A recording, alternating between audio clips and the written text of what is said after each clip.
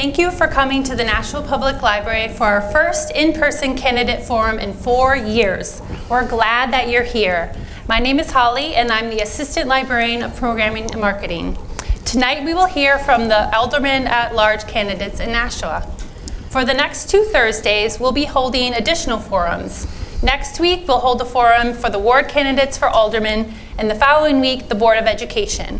We hope that you'll join us for all of these programs.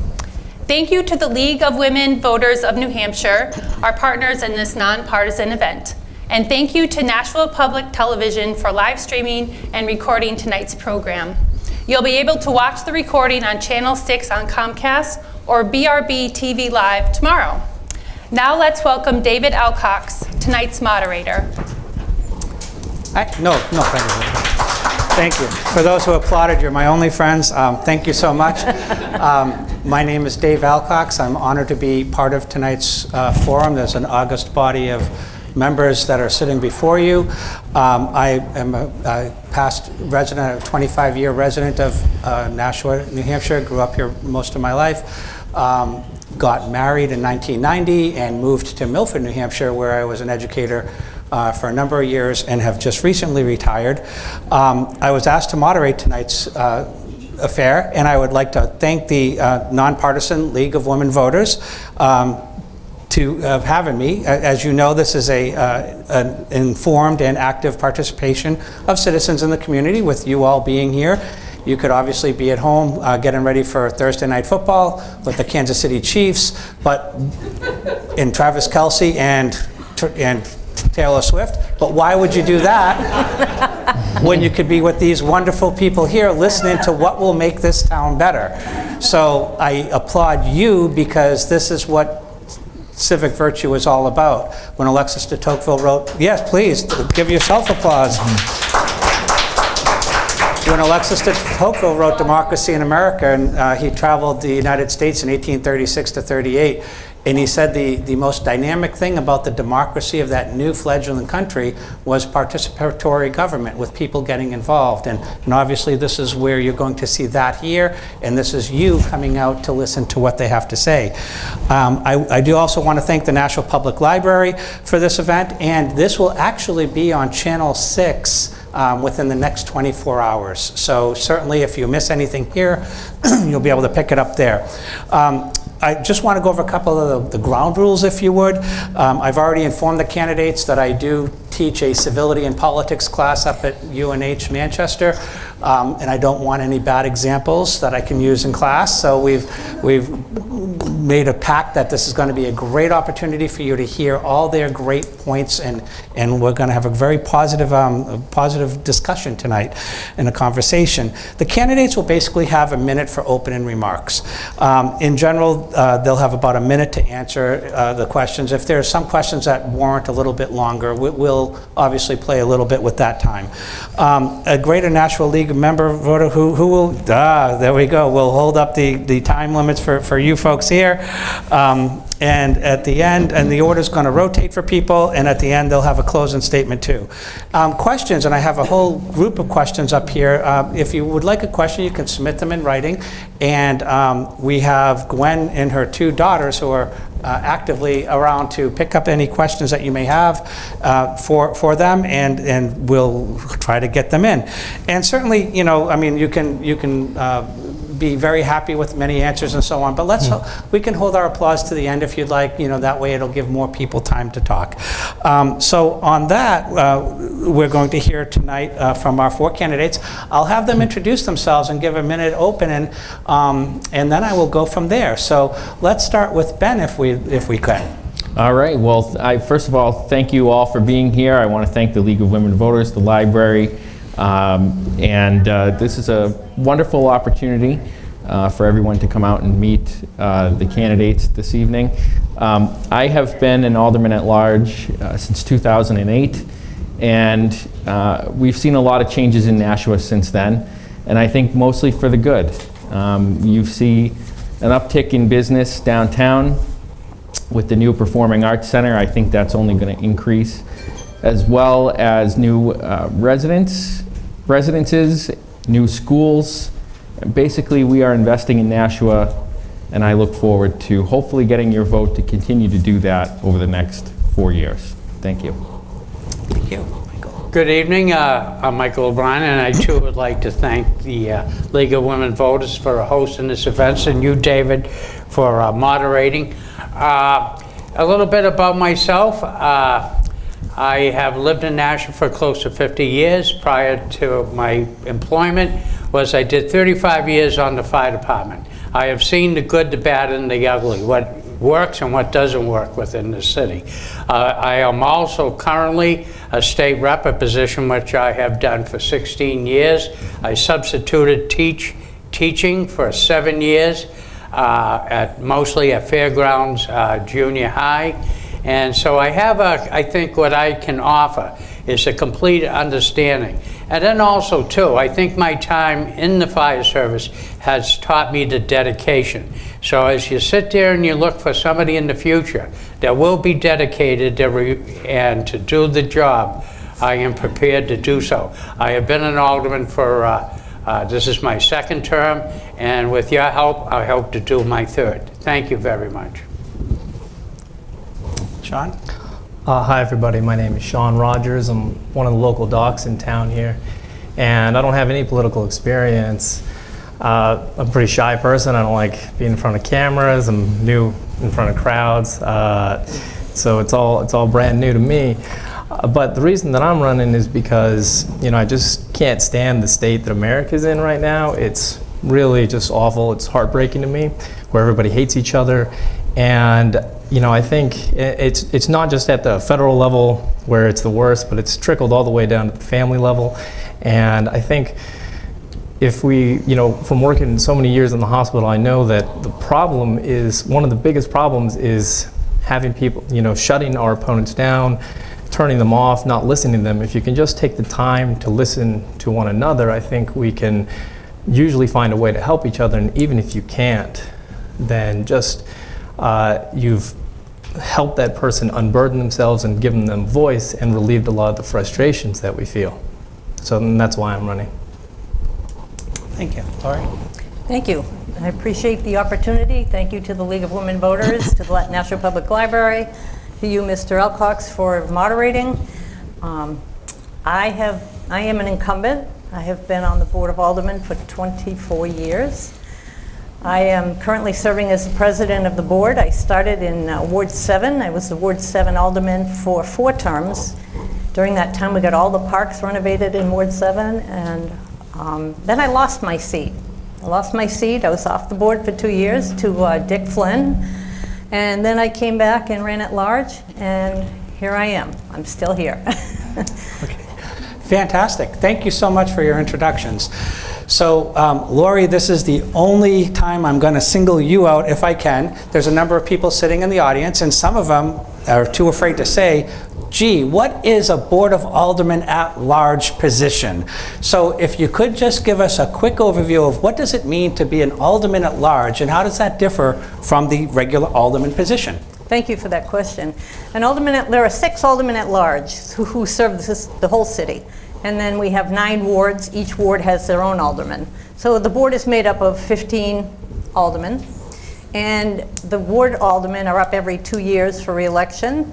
The aldermen at large serve a 4-year term. And there are 3 each election. So 3 of us are up this term, and next term the other 3 at large will be up. And the only difference really between being an alderman at large and a ward alderman, well, first you have the whole city to have as constituents. I just lost my train of thought. Well, it allows you to also represent the entire city, because at large basically means you're at liberty or free to be any part of any of the 9 wards. Is that correct? That's correct. And being an alderman at large, you can be the president or vice president of the board. That doesn't go to ward aldermen. Fantastic. Well, thank you. All right, I'm going to start with Sean. I'm going to go down. I'm going to get a couple warm-up questions for us so that we can kind of get our feet moving. So, Sean, I know you've lived here for a few years, but if you had to tell somebody from either Montana or West Virginia, like, what makes you proud of Nashua? Like, what's something about Nashua that makes you proud to be a citizen here? It's, I really, this is, I've lived a lot of places in the United States, and primarily West Virginia and Montana for the longest periods of time, and now New Hampshire. And I really like New Hampshire in general, and Nashua is definitely the most welcoming place I've ever been. It's also, to be honest, the most prosperous city I've ever lived in. It has a lot to offer anybody who lives here, and that's why I love it here, and that's why I have no plans to move away for sure. And this is, and that's basically what I tell everybody. If whatever they're looking for, you can usually find it in Nashua. And Michael, you've been here for 50 years. So you, like you said, you've seen a lot. What makes you proud to be a Nashuan? What makes me proud to be in Nashua is I've looked at other communities, and let's look at historically what Nashua is. It was once a mill town, and let's look at Lowell and Lawrence, and the degradation that those particular communities went through, particularly in the early 80s. Nashua was saved, and that's because they had some forward thinking, out of the box, boards of the past. And right now, I do believe that Nashua is in a form of a renaissance again. That if allowed, will continue to build this city and make it greater. A place that younger families will choose to, come up. It's already, look at our population that is going. And look at what the crime rate is. We're one of the best cities in the nation if we continue to grow. Thank you. Thank you. Ben? Thank you very much for the question. Being born and raised here in Nashua, I have always been proud of our city. I chose to, even though some of my friends, colleagues growing up have moved away, I've chose to live here and to stay here because Nashua to me has always been a place where one can go and reinvent themselves, because Nashua has reinvented itself over the years. And that's one of the reasons Nashua is consistently ranked in the top places to live. 1987, 1997, right now we're the safest place in the United States. We consistently get these awards and things of that nature, but that's because we're continuing to invest in our city. And I think that is what separates Nashua from other places. We invest, we reinvent, we continue to do the things that move ourselves forward. Thank you. And Lori, I'd be remiss if I didn't include you in on this one. Thank you. Excuse me. So I am a Nashua native, raised my kids here in Nashua.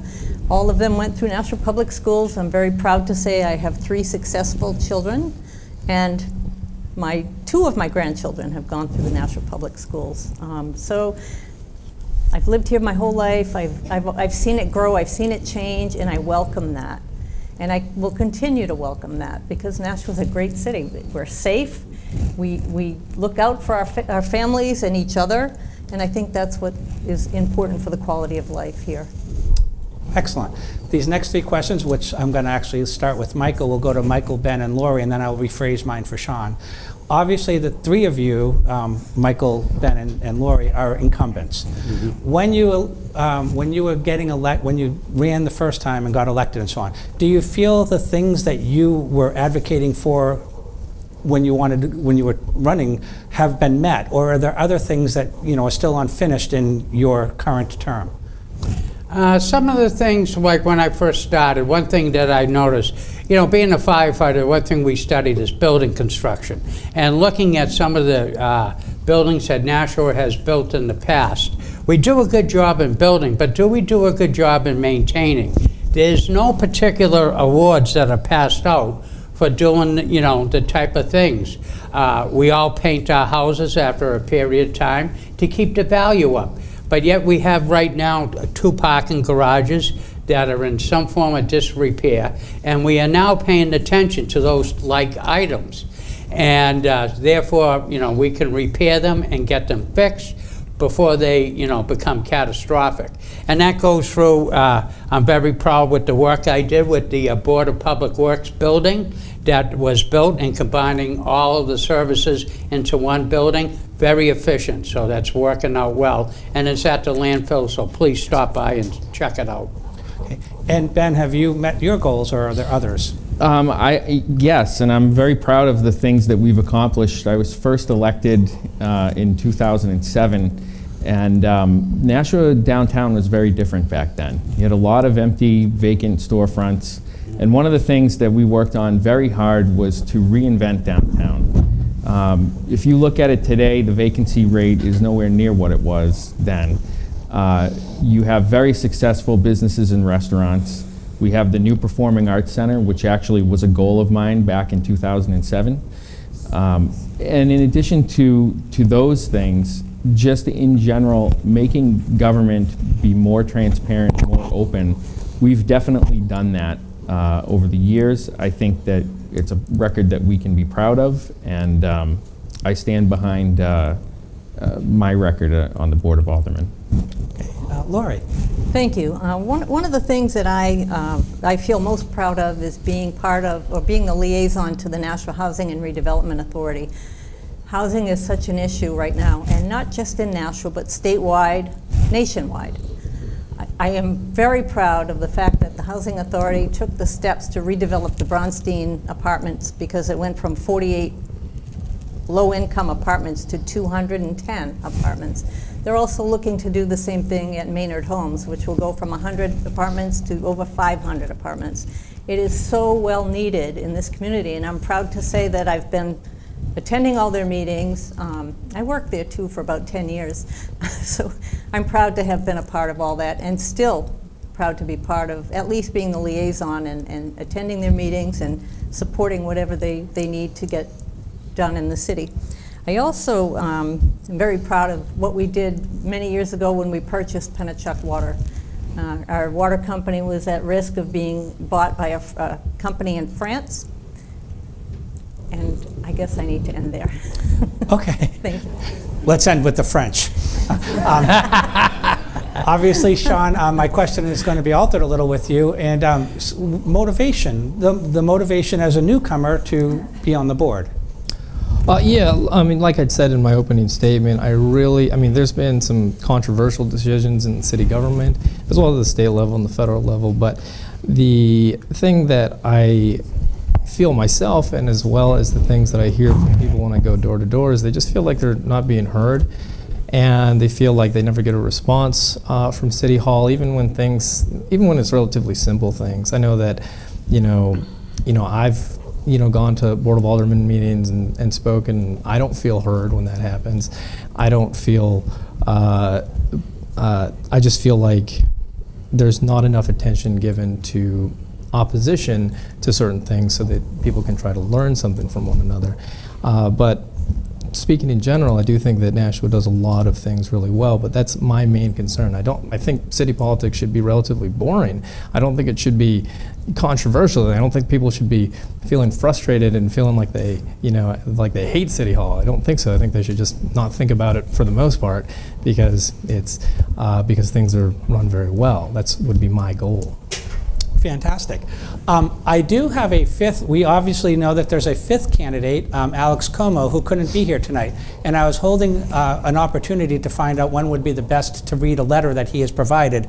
And because the question basically alludes to why are you here and what have you done, this is what Alex's letter was. So at this point, it would be appropriate for me to just quickly read Alex's letter, his statement for not being here. First, I would like to thank the New Hampshire League of Women Voters for once again hosting an important event. It's regrettable I'm unable to attend due to being out of town traveling for work. During the last 2 years, I've been the city's biggest advocate for our parks and green spaces. I've written several pieces of legislation to improve area recreational facilities, including system-wide rehabilitation of the lighting systems at Labine Field and the Sergeant Ave tennis courts, two of the most used recreational facilities in the city. These systems not only fix critical failing safety issues, but also upgrade the systems to high-efficiency, energy-saving LED bulbs, leading to substantial savings for the city. I authored legislation to secure annual financial support for both Nashua Cal Ripken and Greater Nashua Little League, which serve youth baseballs to hundreds, if not thousands, of youth baseball players in Nashua.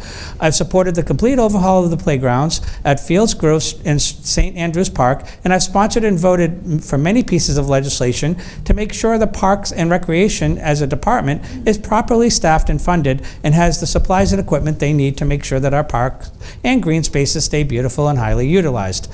In a more general sense, I'm proud to have a 100% positive voting record on all votes to support Nashua Police, Nashua Fire, Public Works, and Public Education, making sure these departments always will have the best people, pay, benefits, supplies, training, and equipment to help them do their part to make Nashua as great as it can be.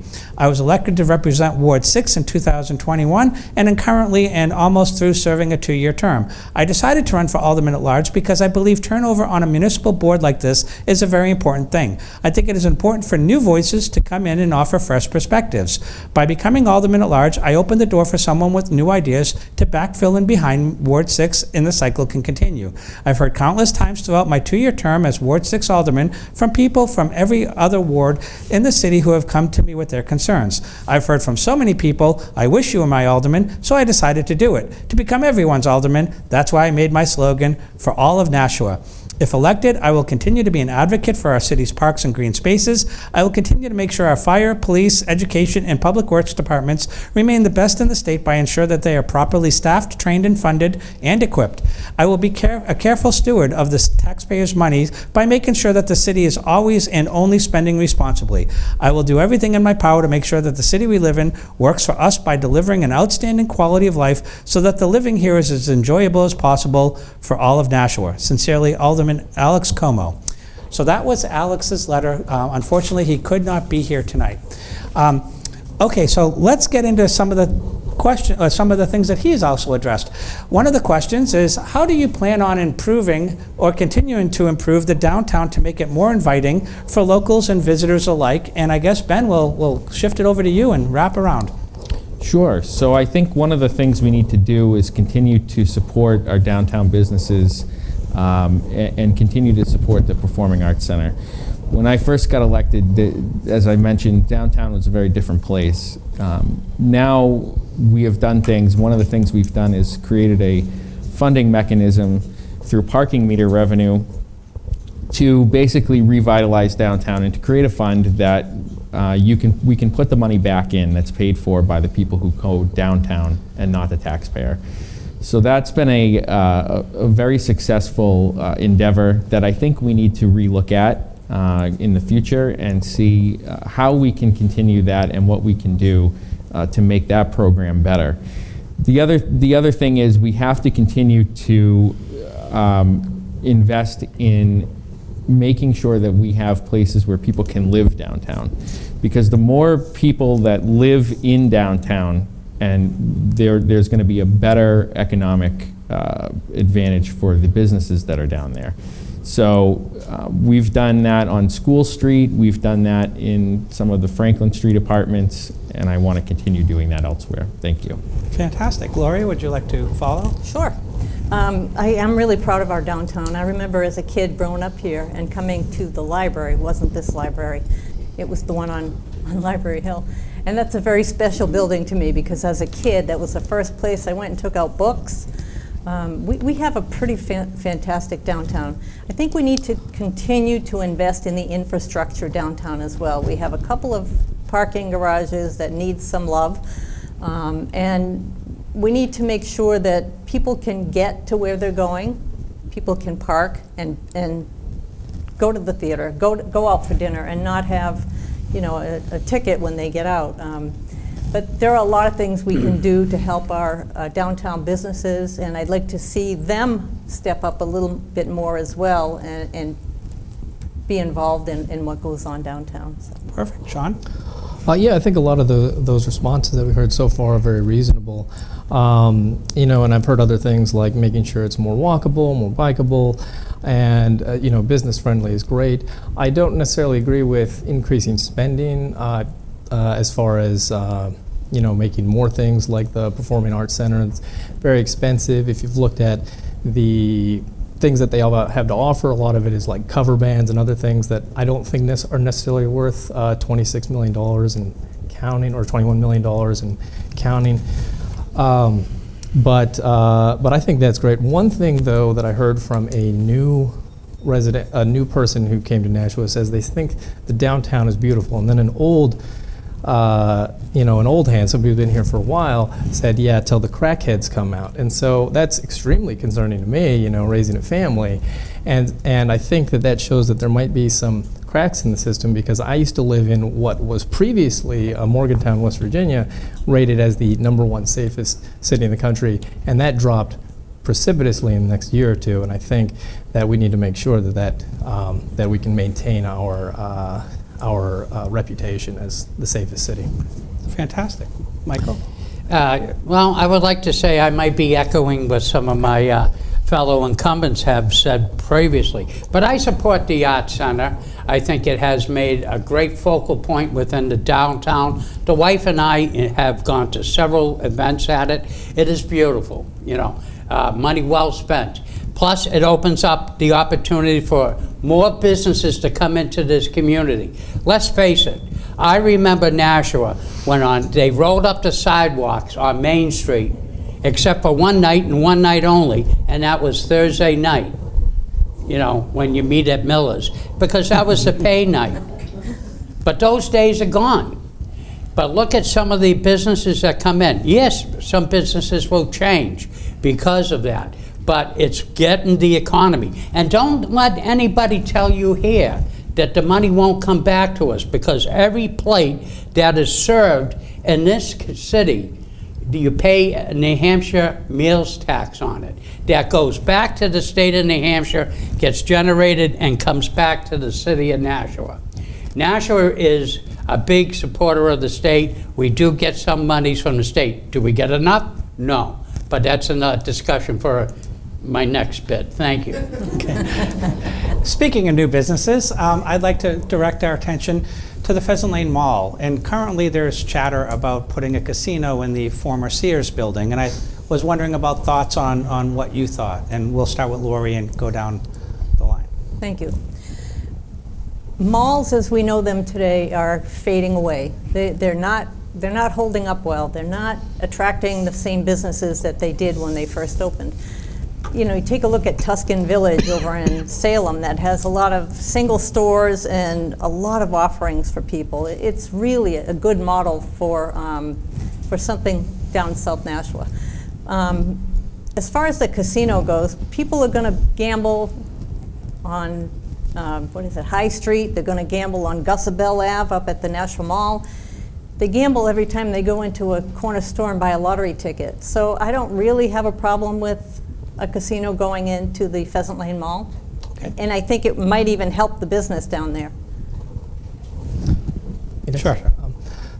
So I guess my main concern, I grew up in a place where there are a lot of casinos, and in my experience, casinos don't attract the safest clientele. I don't think, in Pheasant Lane Mall, there's tons of kids there. My kid, he loves to run around there. And I don't know what kind of long-term effect that a casino would have on, blending family plus sort of, the lifestyle that a lot of people that go to casinos lives. Like, some people just do it once in a while, but some people are very addicted to it. Some people, will go, rob, steal to just gamble more and more, and it's not pretty. It's not pretty. Mike? Thank you. My wife is a big contributor to the end of the malls, with Amazon and everything. But, that's the way things are today for people going out and making purchases. So the Sears building is closed, and there's no standing ordinance to stop another casino from coming into the city. But you got to remember, on the casinos, one thing that New Hampshire did right up at the State House is come up with that many of them contribute to charities.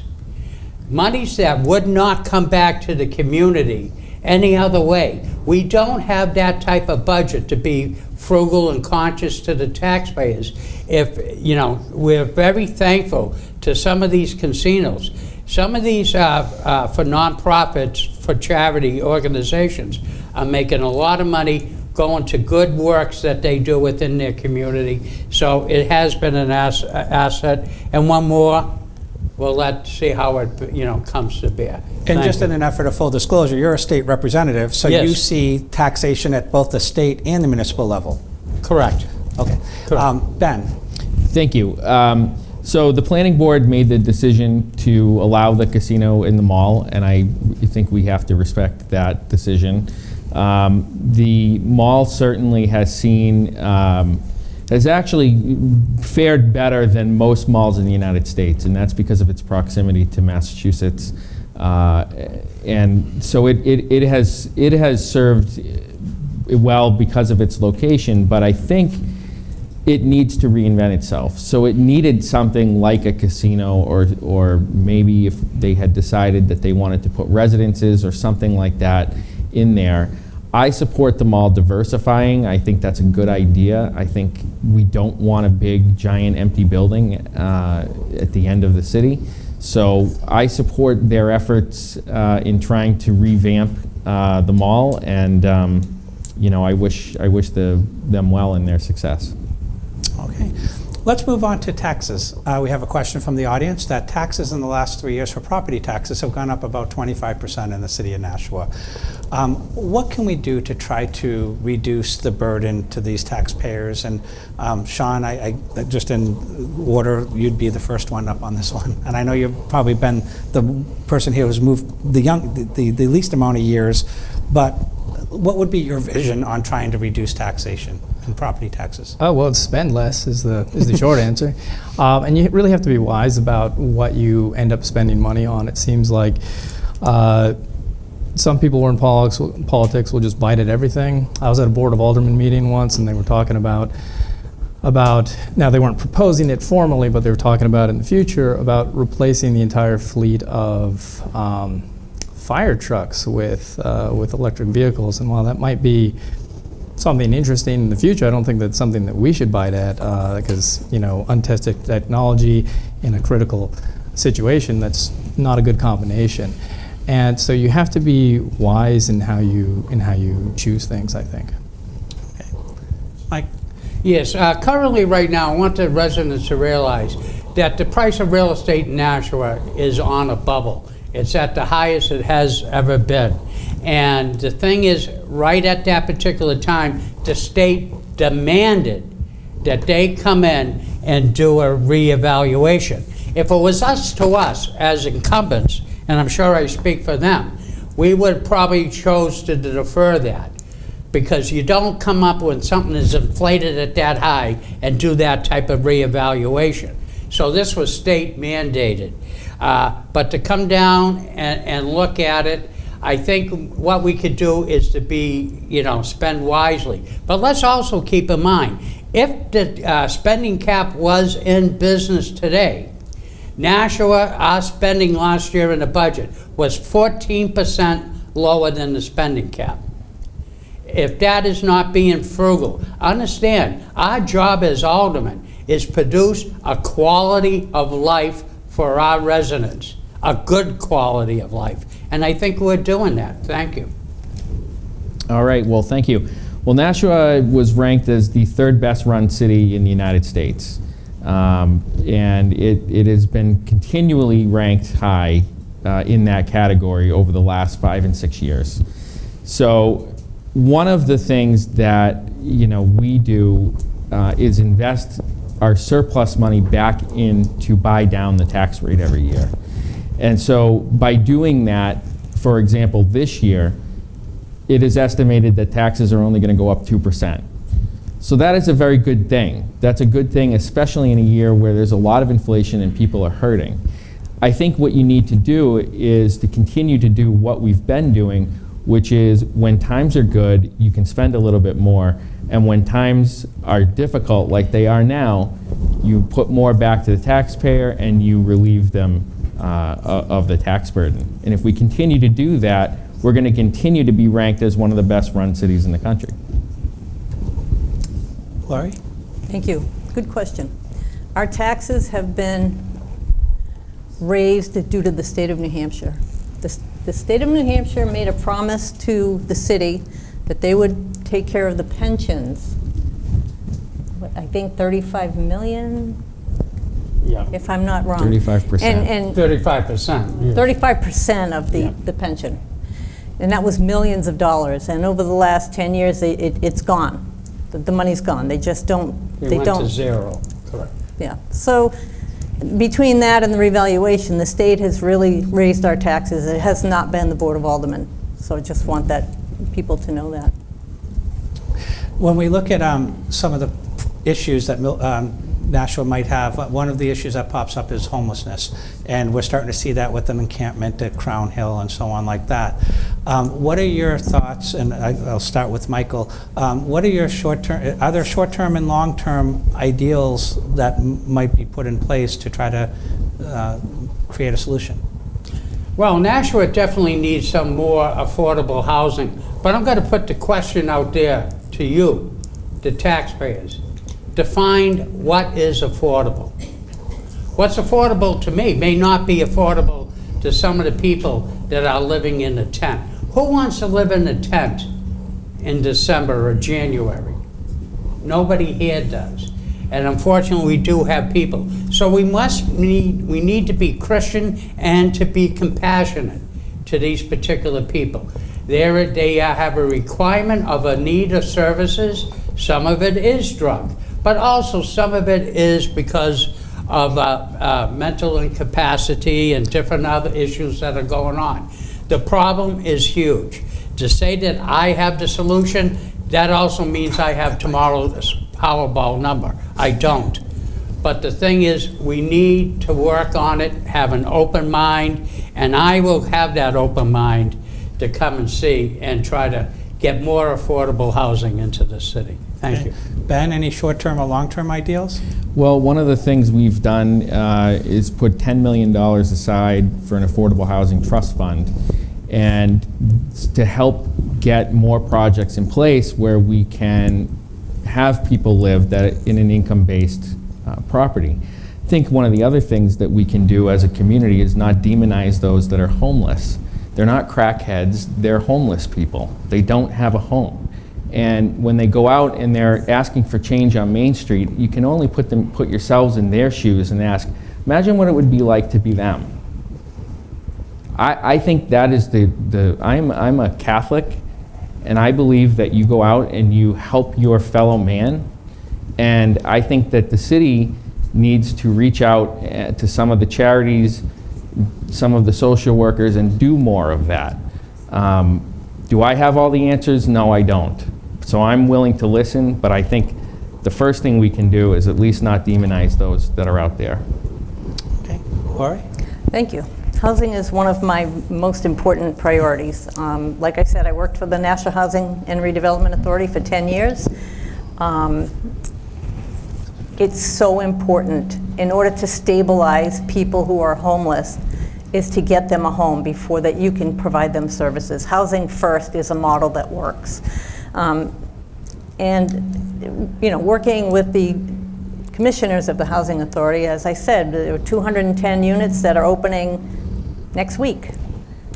A portion of them. They're going to phase it in over the next couple of months, but those are low income-based units, and they're doing the same thing with their property over at Maynard Homes. So I think that we have taken some steps to provide some affordable housing. There's also a affordable housing unit going in across from CVS on Main Street that's being done by NeighborWorks, and there are 40 some odd units going in there, and those are income-based units. So right there is 200, I didn't do the math, but there are quite a few affordable units coming online and will continue to come online. So I support that, and that will be one of my priorities. Thank you. Sean?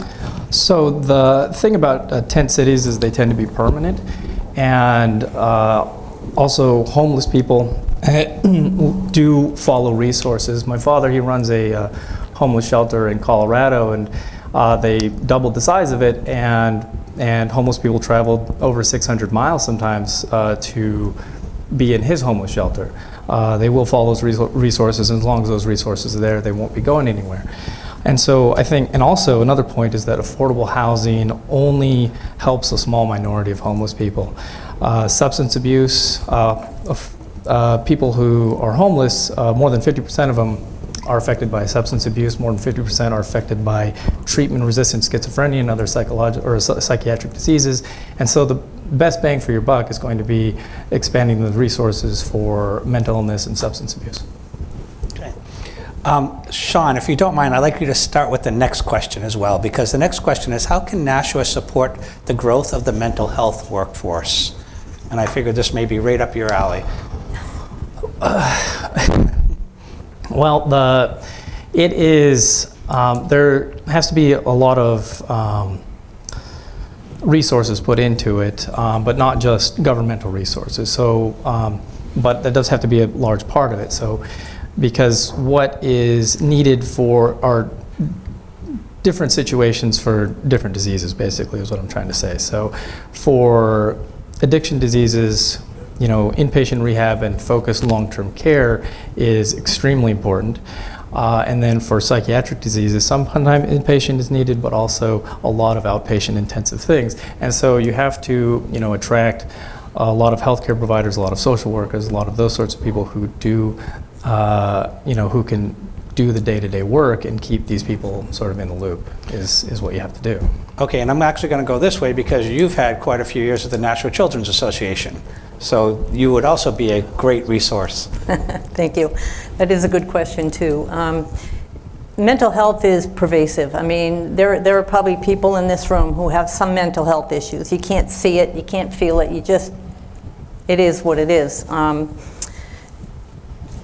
think that mental health is demonized, is the word I heard someone use. And it's unfortunate because people that have mental health issues need us. They need us. And how do we attract more services for mental health? That's a really good question. First of all, you know, where I work, we don't pay our therapists enough to pay off their college loans and make a living. So I think we need to look at ways to increase wages for that population of workers so that they can provide more services. It's a very underpaid and hard job, and I really applaud the people that do it. Ben? Sure. I don't think, unfortunately, I don't think it's a problem that we can solve on our own here in Nashua. The amount of money that we would cost for us to go out and say to the taxpayer, you know, I want to do this plan and it will eradicate all mental health issues in Nashua, you'd all move. You'd never vote for me. And so how do we address that? Well, I'm an advocate, right, as an alderman at large, and so I can advocate at the state level and I can advocate at the federal level. And I have been doing that over the course of my tenure on the Board of Aldermen for years for various things, including mental health. And basically, we need help from the state. We need help from our federal partners. It's not a solution that we have enough money locally here to solve. But if we have our state come in, we can certainly get those resources, and we hopefully can be allocated throughout the state to communities like Nashua, and we can start to help hopefully increase the services we already have. Okay, thank you. And Michael, I'm going to ask you to wear two hats on this one. I need you to put on your state rep hat too. Well, I look at it that coming from the fire service, you know, the mental health issue has eaten up a lot of time in municipal services within the city, but we're very limited.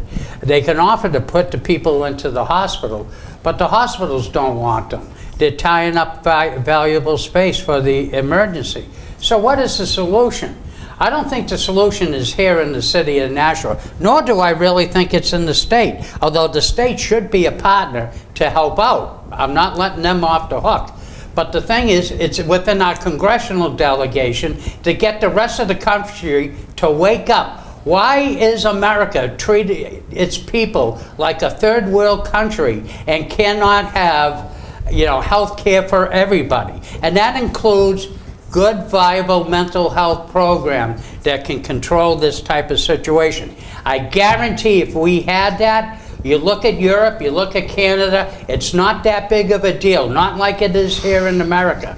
That's because they have a more equitable system of medical care, and we should seek that. So speak to your congressman equally as well. Thank you. And I'm not going to let you off the hook, because we're going to start you with the next question, because I feel that this really goes towards you. Do you support bringing a commuter rail to Nashua, and what are the positives and negatives? And you said earlier in our conversation. Yes. Well, when I started, when I ran for a state rep 16 years ago, I can see that the benefit of having a commuter rail in the city. Why do we limit our citizens the right to go down on something that is green very easily? Let's, picture it. Route 3 is about as wide as it's going to get. It can't handle the future traffic that is out there. So doing something green, and that is a people mover. And then, if you drive your car into Boston, where you got to put it? You got to stack it on top of other cars? So the best solution is the commuter rail project.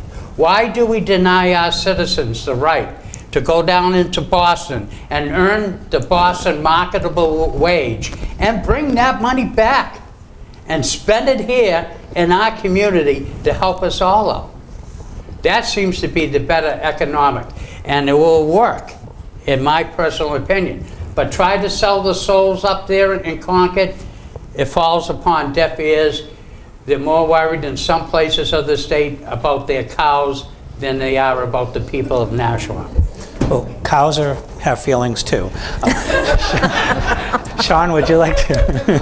Yeah, I disagree on that point. I don't think a commuter rail would be a service to the public. If you look at the numbers in Nashua right now, only about 2% of people use public transport. And then you'd be investing a whole lot of money into rail system. And I don't know if everybody knows this, but the United States is about the most expensive place in the world to actually build a railroad, and we don't do it very well.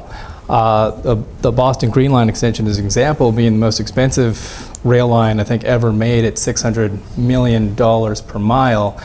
And so then you just have to ask yourself, can you build this efficiently and have a market for it?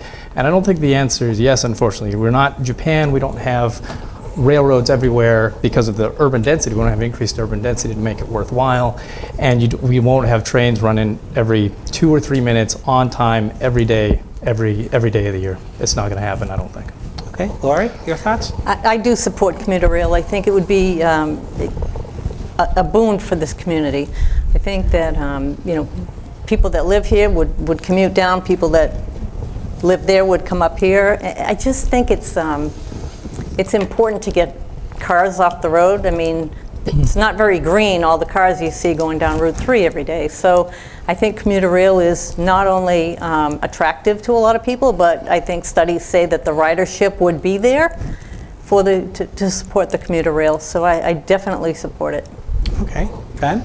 Yeah, thank you. I can tell you what I certainly support, and that is the continuation of the completion of the study that was going on. That got killed by the Executive Council in the last term, and there is no reason for that. It was a study.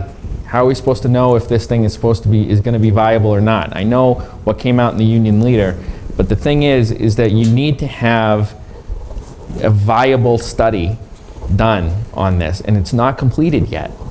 So I definitely support completing that. I think commuter rail would be a benefit to this city. I think that most of the people in this city want it if it's going to be affordable. But we don't know what it's going to be unless we actually complete that study. So I think that we need to at the very least, do that, which, by the way, is not going to cost taxpayers any money because they can use what's called toll credits to finish that study. And why the Executive Council voted that down, I don't know. It seemed foolish to me. Well, since I've been doubling up a lot of people here, Ben, I guess I don't want to leave you out Okay. either, because this gears towards what you were an advocate of earlier with the Nashua Center for the Arts.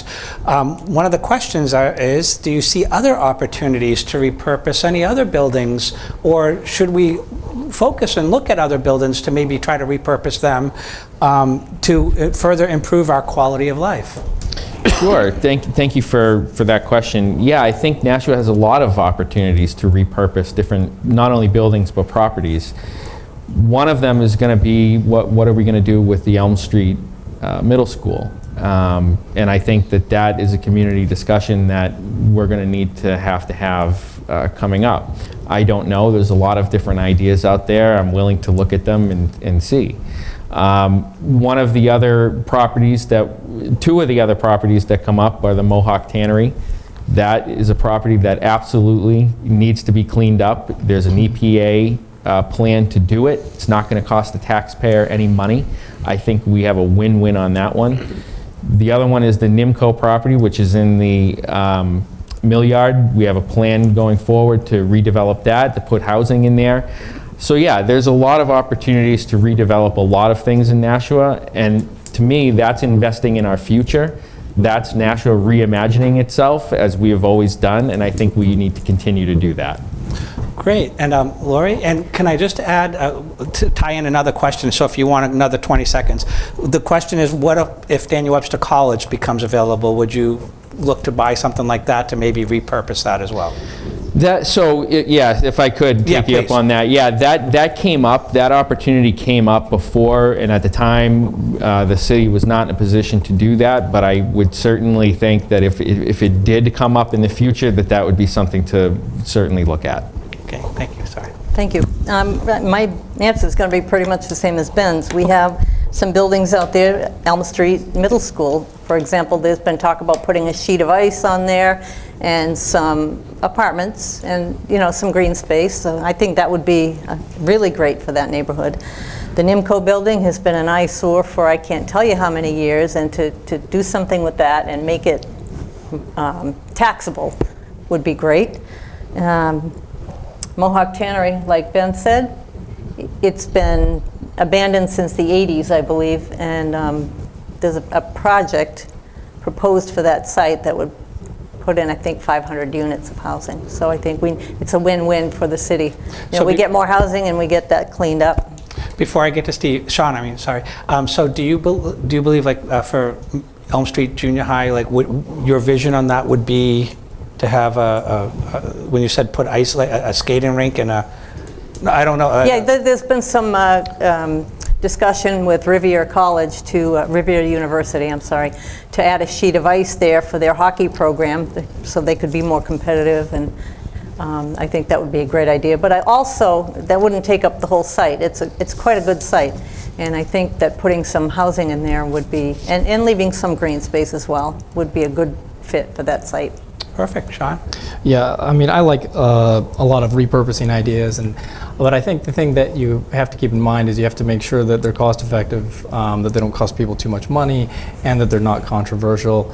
I know that the Performing Arts Center has had endless controversy, and it was proposed years and years ago, and finally got built, finally got opened, and still has controversy, still has an active ongoing investigation about all the trails of the money and seeing if it was completely transparent or not.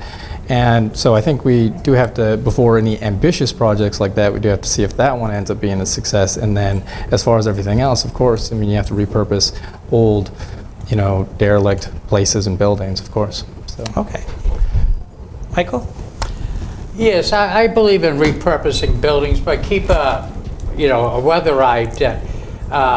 Us as elected leaders, we're not in the real estate business, but we can set the tone and set the direction. And the direction that Nashua needs to follow, what we're talking about here, is density. It is increasing the density.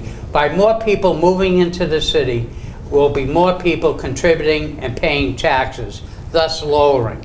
We do have a good, adequate police force, fire force, DPW, so our services are such that a need, it won't be that much of an expansion. We've seen a drop in the education level, so more people coming in will kind of repurposing. Maybe we won't have to close a school. or look at that, So by going with the density, and some of the properties have been, like DW College, I'm open to mine, but right now it's occupied by a hockey team of the Cyclones, and I don't know if, what their lease agreement is with that. But increasing the density, I think, is better for the city and help out the taxpayers by more of us. Thank you. Okay, it's 7:26. That means it's a fun question. Ben, go-to pizza in Nashua. Where do you go? Oh, boy. Well, I guess I would have to say Nashua House Pizza. Okay. Lori?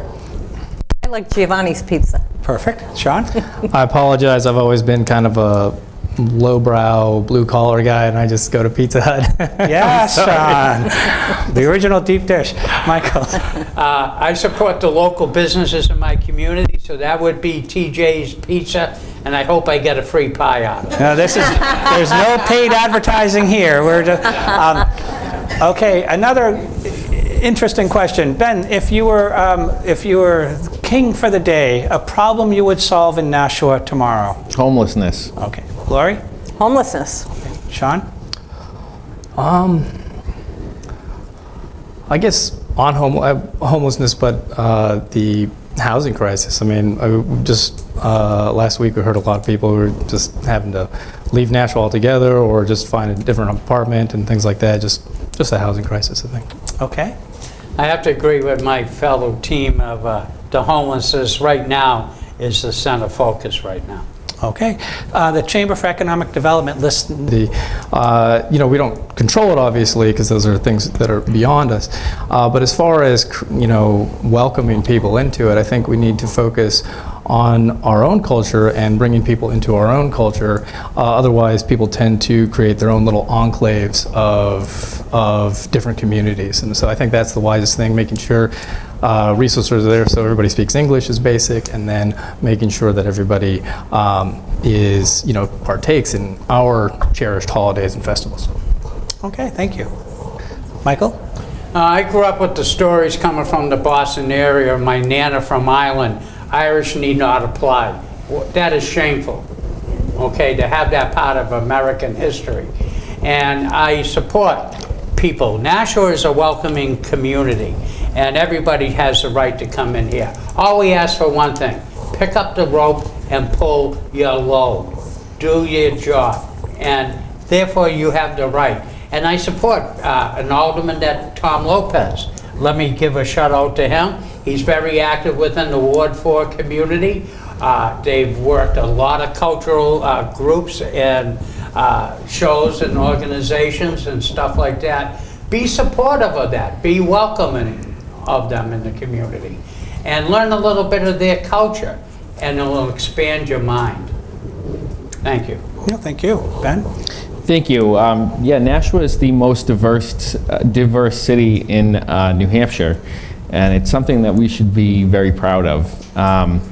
We constantly are, again, we're ranked up there as one of the best places to live, one of the most well-run cities, the least crime in the United States.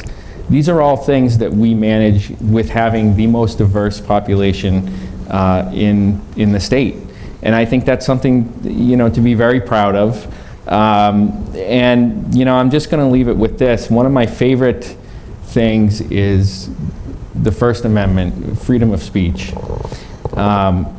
It's freedom of speech, but it's not freedom of speech in English only.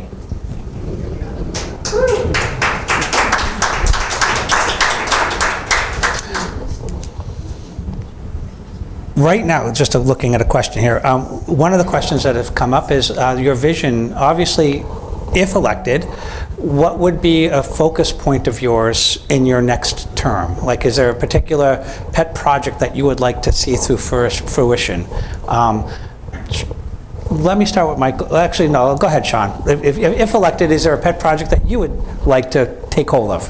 Yeah, I don't want to see anybody be shut down from their public comment period in the public meetings. If you're going to have a public meeting, you should have a public comment period. You should give people a venue to say what they have to say. Okay, Michael? I think I will continue to work on the diversity issues and try to work to grow Nashua. Like I said earlier, Nashua is going through a renaissance. If we elect appropriately, because it's a fine line from a renaissance to decaying, okay? And I see this as an opportunity to grow Nashua. That's what our forebears did. They started off in a little log cabin, and look where we are right now. We're the #2 city, and I think we're going to be the #1 in population shortly. And that's something to be proud of. And we can lead this state and show at the world that Nashua is the place to come. We're already doing it in many ways: crime, education, other different things. So join in, work with us as we work to build a better Nashua. Thank you. Ben? Yeah, so there's a number of things that I'd like to continue to do. One of them is to obviously expand our housing opportunities. I've spoken a little bit about the Mohawk Tannery project. That's one that's close to my heart because my family grew up in Little Florida and on Fairmont Heights. So a lot of them unfortunately passed away from cancer, and we suspect probably because of the Mohawk Tannery. So one of the projects that I would like to make sure happens is that EPA-backed plan to clean up that property and then to build the housing which we so desperately need, which will also include some of the affordable housing, and there will be an opportunity to use some of that affordable trust fund money, which will get paid back with interest. So I think that's a good project. That's something I want to look forward to. There are many other opportunities in Nashua along those lines that I would like to continue, but that, if I had to pick one, would be one I'd like to definitely see through. Fantastic. Lori? My focus is going to be on affordable housing and housing overall. When you provide affordable housing, people that are living in other housing can free up units for people that are, you know, someone that's getting out of school and needs an apartment, or so. I mean, I think the biggest need is affordable housing, although we need all housing. Our businesses are having trouble finding people, hiring enough people to work. I know that the BAE Systems has a partnership with the Nashua Community College to train some of the students there to do the work that they need to have done. And that's the kind of thing we need to keep doing here in the city. I mean, we need to keep our businesses here, especially our biggest business. So I think that's important that we continue to foster those relationships. Okay. Sean? I know we talked earlier about supporting the community and so on like that, but in terms of, I wanted to start with you. If there was another pandemic, and here we are, just coming out of one, but if there was another pandemic, what do you think the role of the Board of Aldermen should be in trying to, the responsibility in protecting the citizens of Nashua during a pandemic? Well, I don't think they protected the citizens of Nashua. I don't think so. It's a very controversial subject, even amongst doctors, but basically the actions that the Board of Aldermen took, I don't think they had the moral authority, I don't think they had the legal authority, and they didn't have the pragmatic authority to do it. It's fairly well known in the medical community, for instance, that surgical masks, even what they were designed to do, which is prevent operative infections, they don't actually do that. There's not good evidence for doing it. We do it mostly because we're used to doing it, because it makes people feel better. And then there was a Cochrane review that showed it didn't help at all. Neither did N95 masks, and we don't have any business making healthcare decisions for other people, especially based on totally shoddy, no evidence claims about these things helping. Okay, thank you. Michael, is there a responsibility to the citizens of Nashua? Oh, most certainly. Let's look at the history of America. 1918, there was the Spanish flu that came in and wiped out a pretty substantial part of the population. At one time, the Board of Health used to go around and check the squalor that was in some of the tenements. Yes, we as elected officials do have the responsibility. And if you don't like what we did, I'm sorry. I offer no apologies, though, because every decision that I made was on the betterment for Nashua. If I'm told by doctors and professionals, I do not have a doctor's degree, although I did sleep in a Holiday Inn, but I am not a doctor. But the thing is, if they're advising me, I'm going to take what they're putting in their credentials and their field of study and apply it what is best to the city. And we had that level of expertise, and I make no apologies. I'd just like to remind people that I do have that degree. I am an MD, so I think that's a moot point. There's disagreements between doctors as well. Okay, and absolutely wonderful. Ben, what do you? Thank you. I think that we as a board of Aldermen were tasked with a pretty impossible thing. And I didn't always agree with my colleagues on some of the things that they did, but I think that everybody that made those decisions did them because they thought that they were doing the right thing with the best evidence that they had. And we agreed to disagree on some things. On other things, we didn't, and I think we were unanimous. So it was a difficult time to navigate. I wish there had been better federal leadership during that time, because I think had that happened, I don't think that we would have had as much controversy on the local level. Okay, thank you, Laurie. I agree. I would not have done anything different than what I did. I listened to the experts that said, if you wear masks, you don't get droplets on other people, and it made sense to me. I'm not a doctor, I'm not a professional, I just thought it made sense. I mean, I know it was controversial, I know a lot of people didn't want to wear masks, but we listened to what the experts told us was right and the right thing to do, and if I had to do it over again, I would do the same thing. Okay, guys. But they only listened to some experts and they shut down the public comment period. Unacceptable. Oh, okay, well, we're not doing that here. So what we're doing here is our next question, which actually goes towards towards the education. I recognize local government, and there's a school board as well, which is another local government. But just to bring up a point that we do struggle a little bit in education. We're 59th out of 110 districts. Is there anything, and this isn't an indictment, this is more of an asking, is there anything that the Board of Aldermen would be able to help or maybe partner with the schools to, have the town and the schools partner with certain programs to maybe all be in the same family, if you would, and try to uplift everybody? Is there any role the town or the city of Nashua can take to maybe help with that number 59? And I guess, Michael, you'd be the next person, so I'm going to start with you on that one if I can. Well, when it comes down to the budget, the school department is duly elected, so they have the right to enact what they want. They do come to see us with the dollar amount, and we approve the dollar amount. But we don't have the opportunity to go line by line item on what they basically decide. So it comes down to other type of projects, like building good buildings to enhance education, other different things, taking care of some of the sports fields that the kids can enjoy, because I believe in strong mind and a strong body as well. And so things like that, again, I worked within the school system for 7 years as a substitute teacher. I've seen both avenues with it. And I have the deepest respect to the teachers and what they do here in our city, and I support them 100%. Thank you. And honestly, I'm a little nervous because I went to Fairgrounds Junior High, and I don't know if you might have been my substitute teacher at one point. If you misbehave, I would have gave it a knuckle sandwich.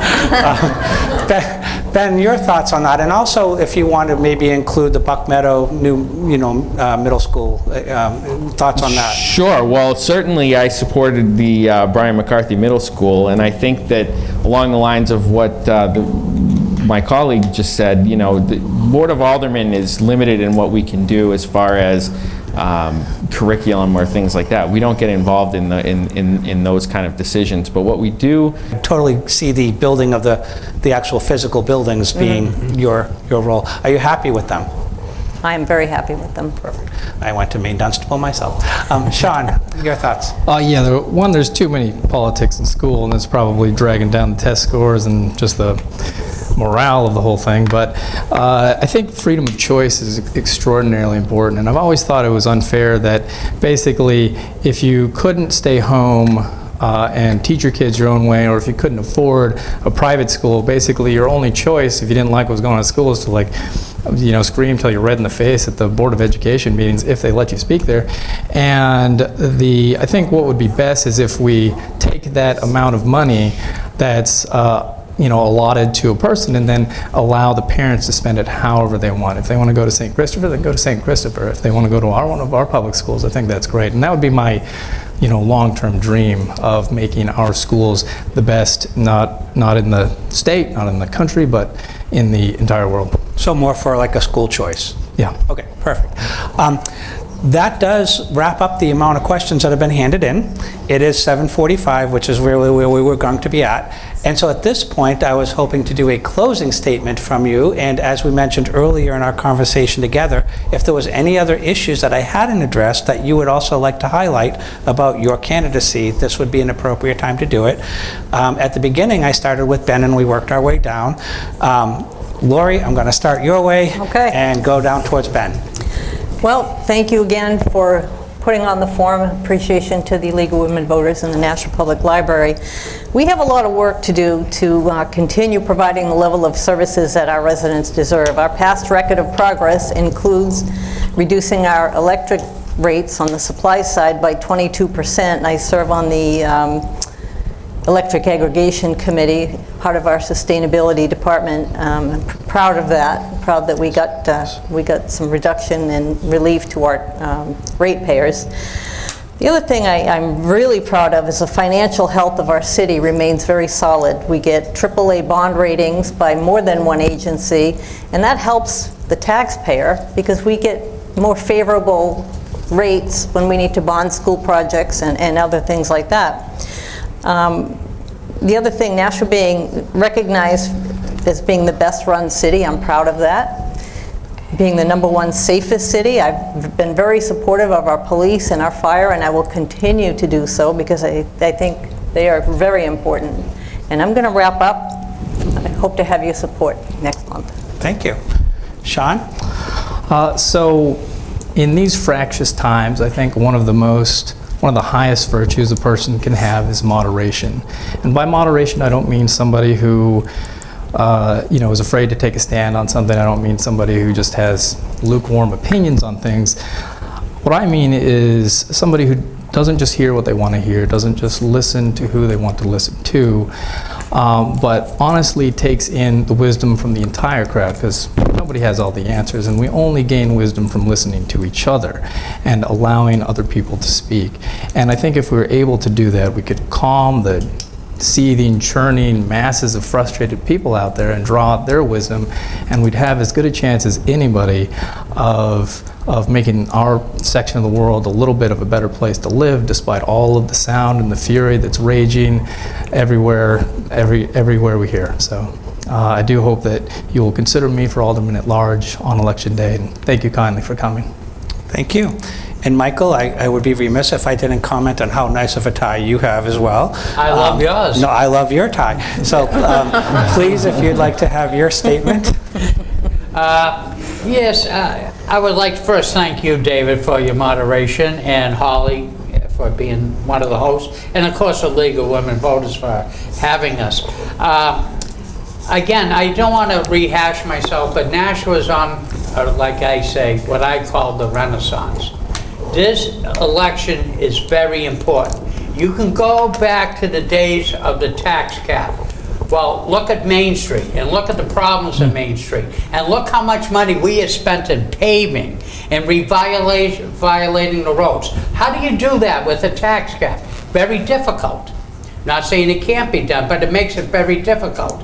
I remember in the fire department wondering sometime before the end of the budget where the next roll of toilet paper was going to come from. The point is this: right now we seem to have a perfect balance. The city is growing in size and population. Look at some of the buildings and what we're doing. Help me, elect me back, and help this city grow to be one of the best cities in New England. I think we can do it, and we could do it if we work together. So please entertain me for your next vote. Thank you. Thank you. Ben? Well, thank you to the League of Women Voters and to everybody who came out this evening to hear what we had to say, and everybody on TV who's watching and listening. I think that Nashua is in a fantastic spot right now. We have worked very hard over the last 4 years and even before that to do really to make Nashua well positioned to go into the next century, into the next 10 years, decade, I guess. The things that we need to do are continue to build affordable housing. We need to clean up the Mohawk Tannery. We need to figure out what we're going to do with the Elm Street Middle School. We need to continue to invest in education. We need to continue to invest in our police department, our fire department.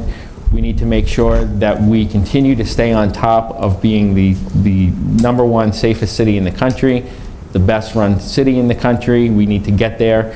And we'll do that with the leadership that's been in place. So I encourage you to vote for myself, to vote for Mike, and to vote for Lori. Thank you.